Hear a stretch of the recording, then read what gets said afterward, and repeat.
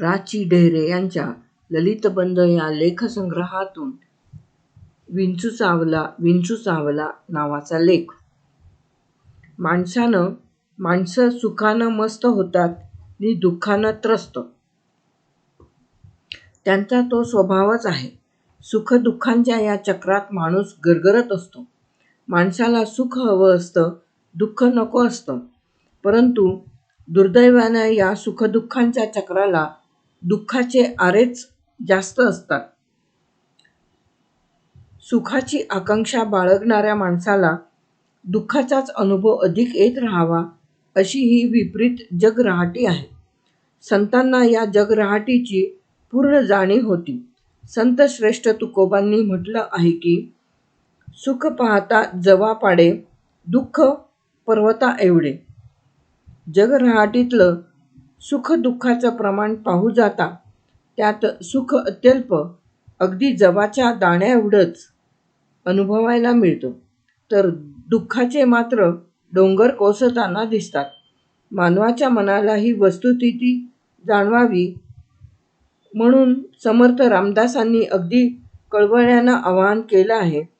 जगी सर्व सुखी असा कोण आहे, विचारी मना तुची शोधूनी पाहे. समर्थांनी मनाला विचारी या विशेषणानं गोंजारलं आहे. जगरहाटीतल्या सुखदुःखाचं प्रमाण त्यांनी त्या विचारी मनालाच शोधायला विनवलं आहे. पण खरोखरच मानवी मन विचारी आहे का? सत्य शोधून पाहण्याची प्रवृत्ती किती माणसांच्या मनाला लाभलेली असते? या प्रश्नांना आपल्याजवळ अनुकूल उत्तरं नाहीत. आपल्याला दुःख नको असतं, तरीही दुःखाचं कारण शोधून ते दूर करण्यासाठी आपण विचार करीत नाही. आपण पुन्हा त्याच त्या दगडाला ठेचाळतो.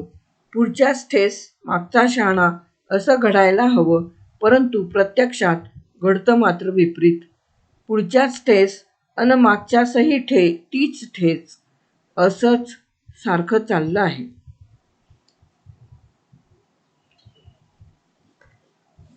हे विपरीत चक्र थांबावं अन त्यात गरगरणाऱ्या माणसाला शाश्वत सुखाच्या वाटेवर हात धरून न्यावं असं संतांना वाटत असतं. अवघाची संसार सुखाचा करीन, आनंदे भरीन तिन्ही लोक, अशी त्यांची आकांक्षा असते. या आकांक्षेपोटीच संत नाना प्रकारांनी माणसाच्या मनाला आळवतात, त्याला विचार प्रवृत्त करतात. दुःखाचं कारण आणि सुखाचं साधन कोणतं हे त्यानं समजून घ्यावं अशी त्यांची तळमळ असते. त्यासाठी ते बहुरूपी बनतात, अनंत रूपांनी लोकांसमोर उभे राहतात. लोकांची मनं ज्यामुळे आकर्षित होतील, त्यांचे कान ज्यामुळे श्रवणाला उत्सुक बनतील, अशी रूपं, अशी गीतं संतांनी रचली आहेत. संत एकनाथांचं एक भारुड आहे, मोठं प्रसिद्ध आहे. त्या भारुडात आपल्यासमोर एकनाथ येतात ते विंचू चावलेल्या अवस्थेत. विंचवाच्या दंशानं होणाऱ्या वेदना असह्य झाल्यानं ते आक्रोशित आहेत. विंचू चावला, वृश्चिक चावला, पण त्यांना चावलेला विंचू हा साधासुधा नाही. विंचू चावला, वृश्चिक चावला, कामक्रोध विंचू चावला, तमघाम अंगासी आला, पंचप्राण व्याकुळ झाला, त्याने माझा प्राण चालिला, सर्वांगाचा दाह झाला. मनुष्य इंगळी अति दारुण, मज नांगा मारिला तिनं, सर्वांगी वेदना जाण त्या इंगळीची. हा विंचवाला उतारा, तमोगुण मागे सारा, सत्वगुण लावा अंगारा, विंचू इंगळी उतरे झरझरा, सत्व उतारा देऊन अवघा सारिला तमोगुण, किंचित राहिली फुणफुण, शांत केली जनार्दनी. नाथ आक्रोशित आहेत. विंचू चावला, विंचू चावला, विंचू चावला, वृश्चिक चावला. वृश्चिक म्हणजे विंचूच. या द्विरुक्तीतून वेदनांचा असह्यपणा तीव्रतेने प्रकटतो आहे. विंचवाच्या दंशाच्या वेदना खरोखर असह्य असतात. सहनशील माणूसही त्या सहन करू शकत नाही. एक क्षुद्र जीव एवढ्या मोठ्या माणसाची काही क्षण दाणादाण उडवतो, पण नाथांना या क्षुद्र जीवाच्या दंशाची एवढी फिकीर वाटत नाही. त्यांना भयावह वाटतो तो विंचू वेगळाच आहे. ते म्हणतात, विंचू चावला, वृश्चिक चावला, कामक्रोध विंचू चावला. हा भयानक विंचू आहे, कामक्रोधाचा. काम म्हणजे इच्छा, वासना, अन क्रोध म्हणजे राग, संताप. मानवी मनाचे हे 2 जबरदस्त विकार आहेत. काम, क्रोध, मोह, लोभ, मद आणि मत्सर या 6 विकारांनी माणसाचं मन ग्रासलेलं असतं. यांच्यामुळेच माणूस दुःखात पिचत राहतो. म्हणूनच यांना षड्रिपू म्हणजे 6 शत्रू असं म्हणतात. या 6 चांडाळांचा म्होरक्या आहे काम. तो एकदा उपस्थित झाला की बाकीचे 5ही जण क्रमानं एकामागोमाग एक धावत येतात अन मानवी मनाला घेरून टाकतात. मानवाचं जीवन उद्ध्वस्त करतात. काम म्हणजे इच्छा, वासना हे आपण पाहिलंच आहे. माणसाच्या मनात कोणत्याही गोष्टीविषयी वासना निर्माण झाली की तिची तत्काळ तृप्ती व्हावी असं त्याला वाटतं.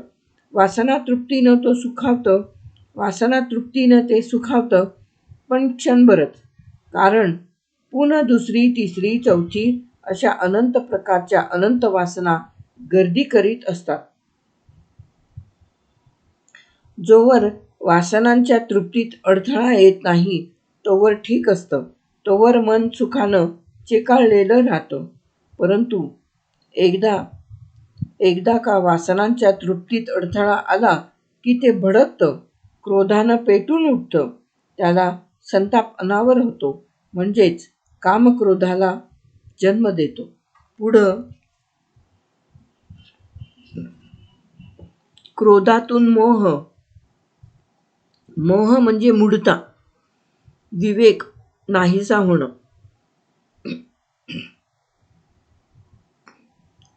योग्य काय आणि अयोग्य काय हे ठरविण्याची शक्तीच मोहानं नष्ट होते. अन मग क्रमानं लोभाची बैठक पक्की होते. लोभी मन उन्मत्त बनतं आणि वासना तृप्तीच्या आड येणाऱ्या जगाचा मत्सर करू लागतं. सारं जग हे आपल्या वासनांच्या तृप्तीसाठीच निर्माण झालेलं आहे अशी विकारी मनाची समजूत असते. यावरून आपल्या लक्षात येईल की माणसाच्या मनाला ग्रासणारे हे विकार किती भयानक असतात. या विकारांचा दंश हा विंचवाच्या दंशाहूनही भयानक असतो, जीवघेणा असतो. या 6 विकारात काम हा अग्रणी आहे. तोच बाकीच्या 5 पाचारित करीत असतो. म्हणूनच ज्ञानदेवांनी त्याला आघविया दोषांचा रावो म्हणजे सर्व दोषांचा राजा म्हटले आहे. काम, क्रोध आणि लोभ या तिहींना भगवद्गीतेनं नरकाचं त्रिविध द्वार म्हटलं असून आत्म्याचा नाश करणाऱ्या या त्रयीचा त्याग करायचा आदेश दिला आहे. या विकाराचे हे भयानक स्वरूप जाणवल्यामुळेच नाथांनी कामक्रोधांच्या दंशाची तीव्रता इतक्या उत्कट स्वरात व्यक्त केली आहे. विंचू चावला, वृश्चिक चावला, कामक्रोध विंचू चावला, तम घाम अंगासी आला. हे नाथांचे उद्गार कामक्रोधांच्या विखाराचे परिणाम स्पष्ट करणारे आहेत. विष अंगात भिनू लागलं की सर्वांगावर दरदरून घाम येतो. इथं कामक्रोधांच्या दंशानंतर घाम येतो तो तमोगुणाचा. सत्व, रज अन तम या त्रिगुणांनी माणसांची प्रकृती बनलेली असते. यांपैकी सत्वगुण हा ज्ञानाचा द्योतक असल्यामुळे तो मानवी जीवनात प्रकाशाची पेरणी करतो. अन तमोगुण अज्ञानातून उद्भवलेला असल्यामुळे तो आपल्या नावाला अनुसरून सारं मानवी जीवन अंधारून टाकतो. तो ज्ञानाला झाकून टाकतो अन प्रमादाचा म्हणजे दुराचरणाच्या ठायी मनाला प्रवृत्त करतो. एका कामामुळे म्हणजे वासनेमुळे ही एवढी अनर्थ परंपरा निर्माण होते हे ठसवण्यासाठीच नाथ म्हणतात, पंचप्राण व्याकुळ झाला, त्यानं माझा प्राण चालीला, सर्वांगाचा दाह झाला. पंचप्राण म्हणजे 5 प्रकारचा वायू. प्राण, अपान, व्यान, उदान आणि समान या 5 प्रकारच्या वायूंमुळेच देहात चैतन्याचा संचार घडतो. कामक्रोधादी विकारांच्या विखारामुळे सर्वांग तमोगुणानं घामाघूम झालं की पंचप्राण व्याकुळतात नि मग प्राणांवरच गदा येते.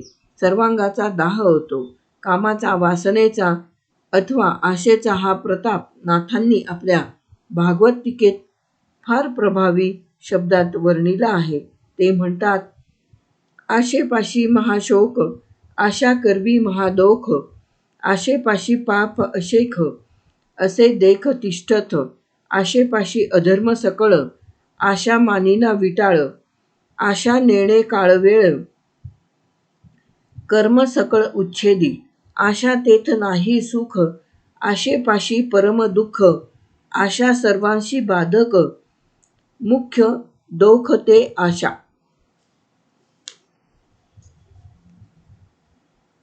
वासनेचं विखार हे इतकं जहाल आहे.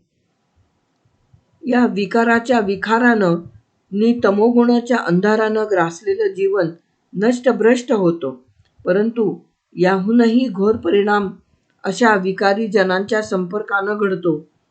इंगळी ही विंचवाची जात. जशी साध्या विंचवाहून अधिक पीडादायक असते, तशीच विकारी जनांची संगत ही विकारांच्या साक्षात संगतीहून अधिक भयानक असते, अधपाताला अधिक गती देते. म्हणूनच नाथांनी म्हटलं आहे, मनुष्य इंगळी अति दारुण, मज नांगा मारिला तिनं, सर्वांगी वेदना जाण त्या इंगळीची. या दारुण वेदना टाळायच्या असतील, त्यांचा परिहार करायचा असेल तर दुर्जन संग टाळला पाहिजे. सत्वगुणांचा अंगारा लावून तमोगुण मागे सारला पाहिजे. खेड्यापाड्यात काल परवापर्यंत सापाचं अथवा विंचवाचं विष उतरविण्यासाठी दैवी उपाय योजित असत. मांत्रिक हातात अंगारा घेऊन मंत्र म्हणत शिरांवरून अंगारा चोळत चोळत विष उतरविण्याचा प्रयत्न करतो. या मांत्रिकाला गुणी अथवा गुणिया असंही म्हणतात. विष उतरविण्याच्या या पद्धतीची परिभाषा वापरून नाथांनी म्हटले आहे, या विंचवाला उतारा, तमोगुण मागे सारा, सत्वगुण लावा अंगारा, विंचू इंगळी उतरे झरझरा.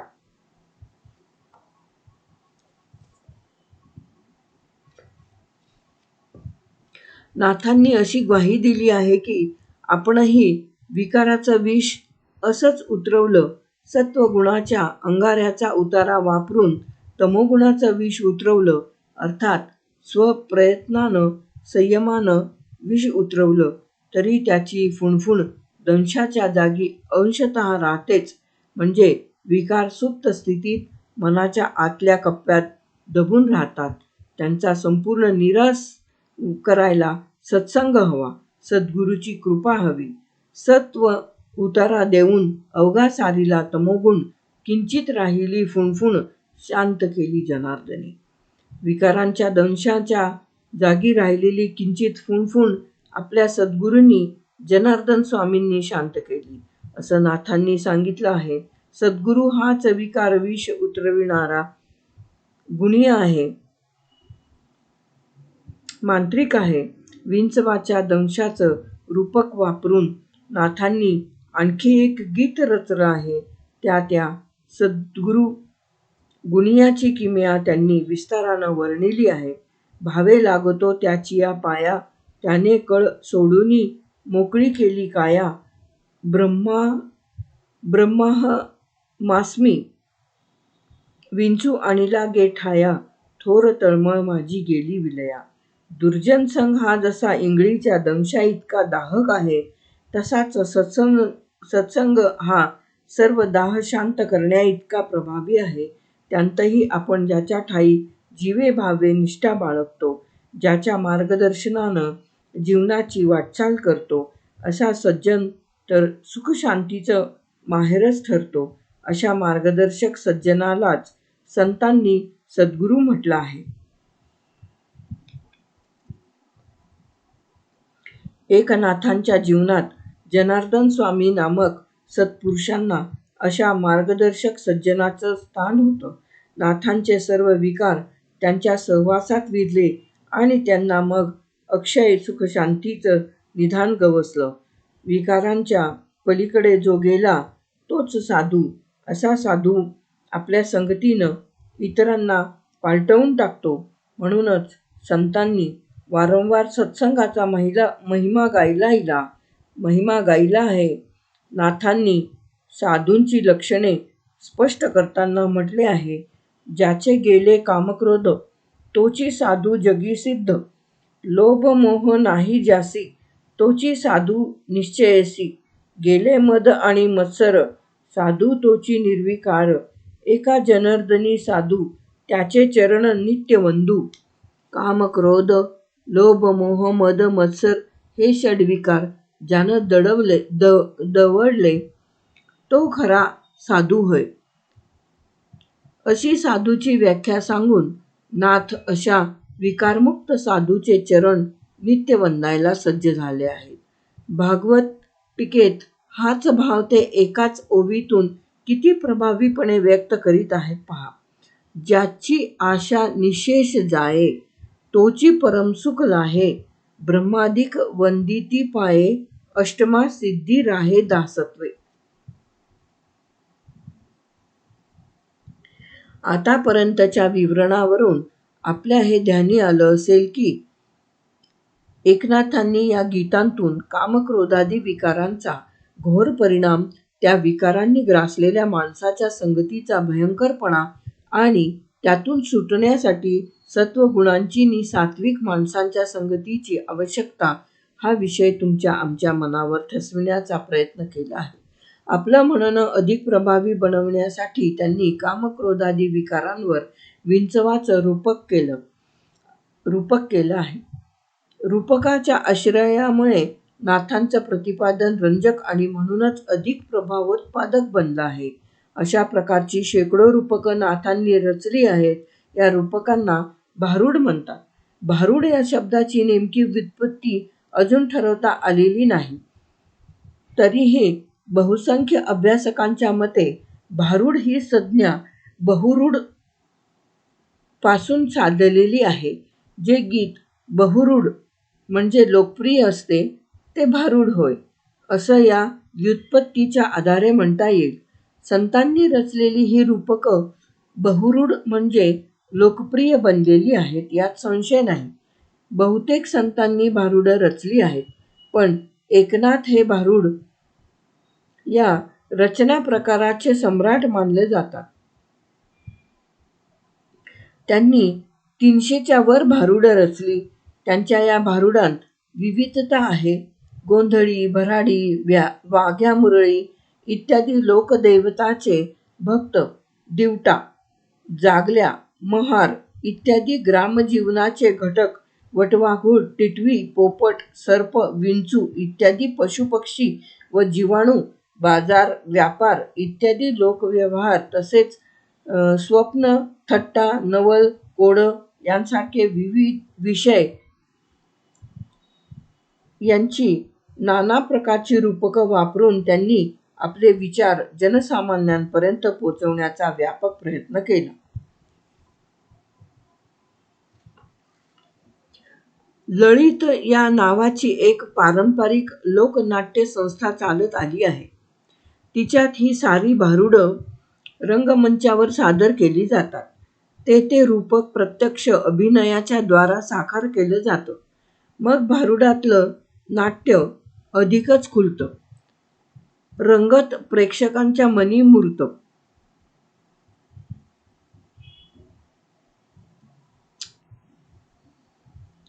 मग भारुडातलं नाट्य अधिकच खुलतं, रंगतं, प्रेक्षकांच्या मनी मुरतं. भजन कीर्तनापेक्षा अधिक प्रभावी स्वरूपातील ललितातील भारुडं प्रेक्षकांना विचार करायला लावतात. उदाहरणार्थ, विकारांच्या घोर परिणामावरील अनेक गंभीर प्रवचनांपेक्षा त्यावरचं नाथांचं विंचू हे रूपक जेव्हा ललितकार सादर करतात तेव्हा प्रेक्षक श्रोता चटकन त्यातील आशयाशी समरस होतो. ललितकार विंचू चावल्याच्या वेदनांचा अभिनय करीतच लोकमंचावर येतो आणि श्रोत्यांना आपल्या बोलण्याकडे खेचून घेतो. अगं बया बया, विंचू चावला. लेख समाप्त.